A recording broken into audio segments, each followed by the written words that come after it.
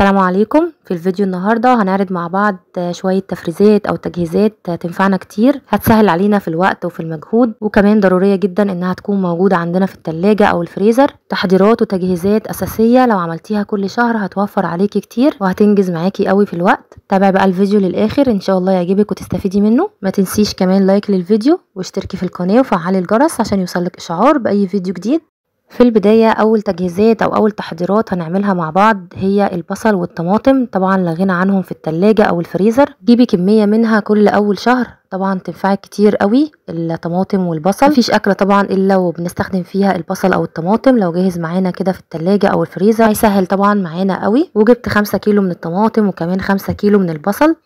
حطيت طبعا الطماطم في بولة كده وهنبدأ نغسلها كويس بالمية والخل. وكمان البصل باخد منه شوية بشيله كده في درج الخزين، يعني الدرج الخاص كده بالبصل. بنستخدم البصل ده اوقات في الشوربة، اوقات بنحتاجه يكون مش متفرز، فلازم كده يكون في جزء معانا في المطبخ. وباقي بقى كمية البصل بقشرها بالشكل ده وبعدين بغسلها الكميه كلها. بعد ما قشرتها غسلتها كويس وهبدا بقى افرمها في الكبه. البصل اللي معايا كان حجمه صغير شويه، بس طبعا هو مش هيفرق لان هفرمه كله بالشكل ده. وفرمت كل الكميه اللي معايا بالشكل ده في الكبه. طبعا مش بنفرمها قوي عشان طبعا البصل ما ينزلش كل السوائل اللي فيه. وببدا بقى اجيب علب صغيره، بفضل العلب دي في تفريز البصل. بستخدم العلبه على طول كلها وهي لسه متجمده. طبعا بقى حجم العلبه حسب كل اكله، يعني العلب الصغيره دي تستخدميها في الطبيخ او المكرونه، ممكن تعملي علب كبيرة للمحشي، يعني زي ما تحبي. ممكن كمان في الأكياس، بس أنا بفضل العلب الصغيرة دي بتبقى حلوة جدا وكمان بتغسليها تاني. وببقى مخصصاها كده للبصل وللثوم.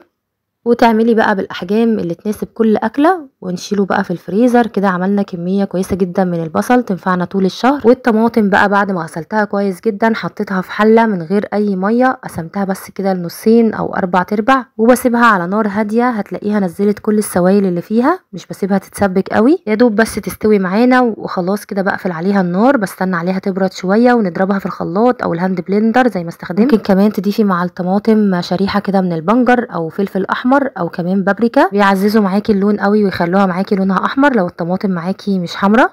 وخلاص كده الطماطم بتكون جاهزه معانا. بعبيها برضو في العلب زي ما شايفين كده. ممكن طبعا تستخدمي الاكياس لو حابه، بس انا بفضل برضو العلب دي. وبعمل كمان منها احجام، حجم صغير او حجم كبير، يعني حسب كل اكله بنستخدمها فيها. وبكده خلصنا الطماطم، عبيناها في العلب ونشيلها بقى على طول كده في الفريزر. تنفعك بقى كتير في المكرونه او في اي طبيخ بتعمليه، هتسهل عليكي قوي، هتكون جاهزه معاكي في اي وقت وكمان هتوفر عليكي كتير. الثوم كمان من الاساسيات اللي لازم تكون عندنا في الفريزر، بيسهل علينا قوي لما بنفرمه ونشيله كده في الفريزر برضو في العلب او في الاكياس زي ما تحبي. انا بستخدم كده العلب دي برضو، بحط فيها الثوم بالشكل ده بعد طبعا ما بفرمه في الكبه. وبضيف معاه وانا بفرمه بضيف طبعا ملح وزيت، ودي الماده الحافظه للثوم، نحفظه طبعا من السنه للسنه. وده طبعا الثوم الجديد اللي طبعا بنجيبه كده في السنه، بنجيب بقى منه كميه وبنحفظه في الفريزر عندنا وبيقعد معانا من السنه للسنه. وكمان القشر بتاعه عملنا منه بودر زي ما شايفين كده. حمصنا بس القشره الخارجيه كده في الفرن على نار هاديه لحد ما بقى معانا بالشكل ده، وطحناه في الكبه لحد ما بقى معانا بودر. وبكده نكون استغلينا كل حاجه في الثوم. رصيد بقى الحاجه في الفريزر زي ما شايفين. لو عملتي كده كل شهر بجد هيسهل عليكي قوي في الوقت وكمان في المجهود، وهتلاقي نفسك انجزتي الاكل بسرعه جدا. الصلصه زي ما شايفين كده والبصل وكمان الثوم، كمان بفرم هريسه شطه وبحفظها كمان في الجزء الخاص كده بالثوم.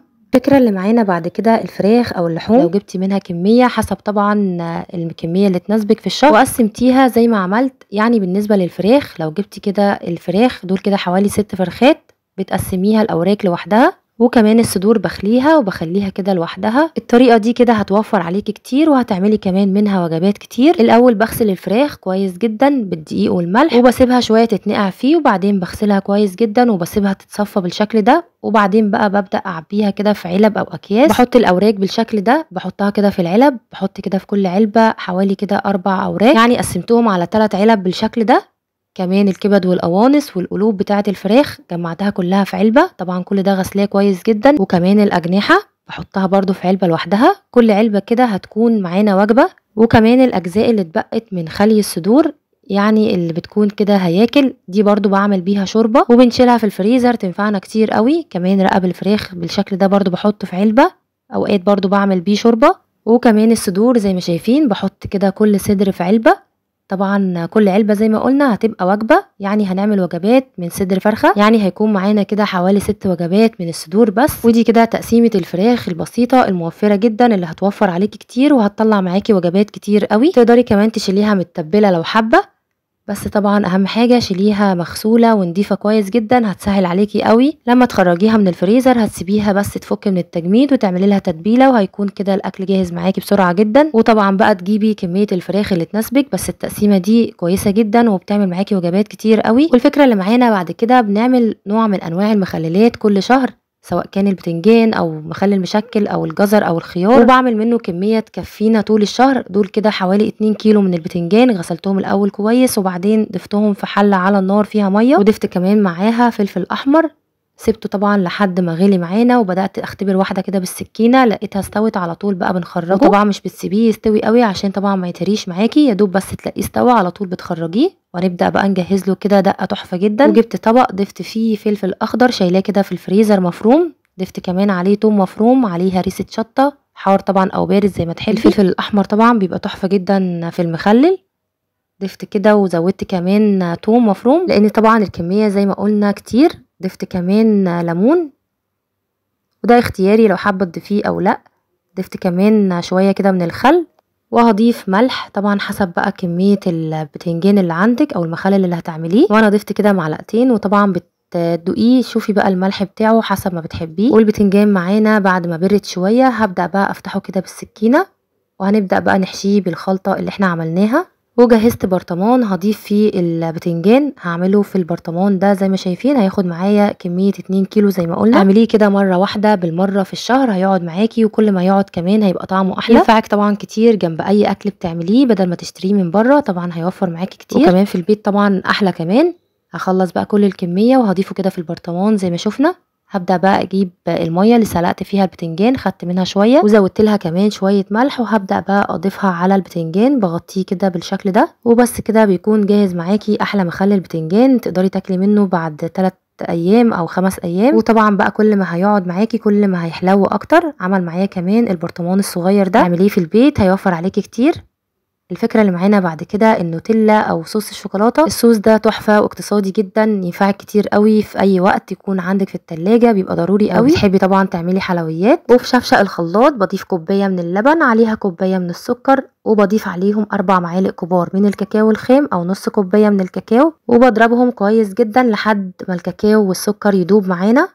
وبعدين هنبدأ نضيف عليه كوباية من الزيت، وبس كده هنبدأ نضربه كويس جدا. هنلاقي معانا الصوص تقل وبقى تحفة جدا. كده الصوص جاهز معانا. تقدري كمان تضيفي كيس نسكافيه بطعم البندق لو حباها تكون بطعم البندق، وخلاص كده بتكون جاهزة معانا الشوكولاتة او صوص الشوكولاتة التحفة ده. تقدري طبعا تستخدميه في الحلويات او في اي كيكة بتعمليها او كمان في السندوتشات، وبتضيفيه بقى في البرطمان. طبعا البرطمان يكون نضيف ومتعقم كويس جدا، ما يكونش فيه اي سوائل، او كمان تضيفيه في علبة تحفة ما شاء الله زي ما شايفين. كمان قوامه بيتقل اكتر لما بتسيبيه في التلاجة. وبكده عملنا نوتيلا اقتصادية جدا او صوص شوكولاتة ينفعنا في حاجات كتير قوي بمكونات بسيطة وكمان اقتصادي. وده شكله بعد ما قعد معانا في التلاجة شوية.